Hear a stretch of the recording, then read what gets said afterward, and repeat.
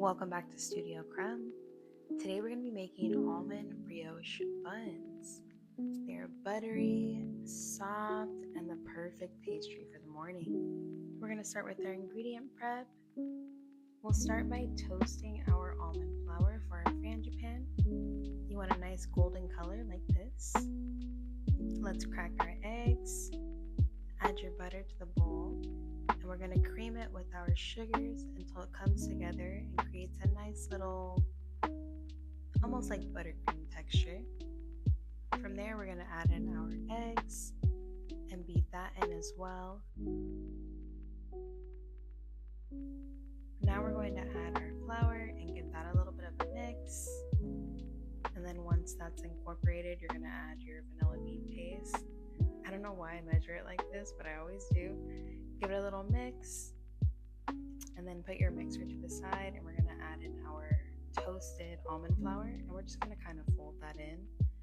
It'll look nice and pretty, very velvety like this. I did go ahead and prep the dough ahead of time, so you just get to watch it grow. And there it is.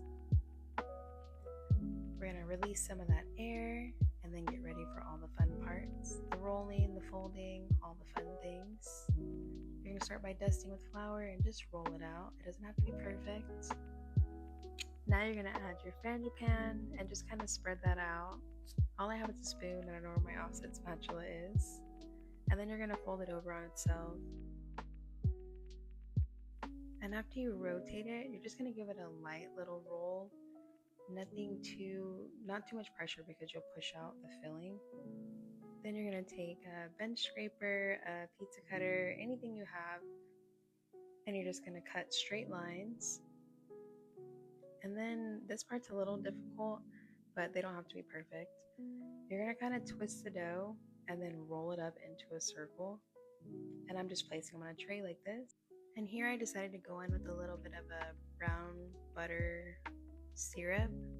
I just thought it'd be nice and it would help the almonds stick. And then you're going to cover them up with plastic wrap and let them proof again for another hour. Once they've doubled in size, like here, then you'll know they're ready to go in the oven.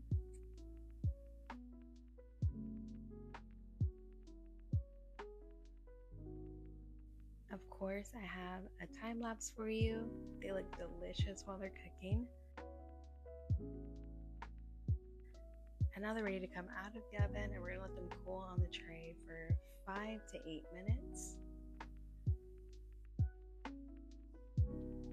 Once they've cooled, you're going to move them over to a cooling rack to continue cooling. And while they're doing that, you're going to add powdered sugar, a little bit of flaky salt, and then here's the aesthetic tear.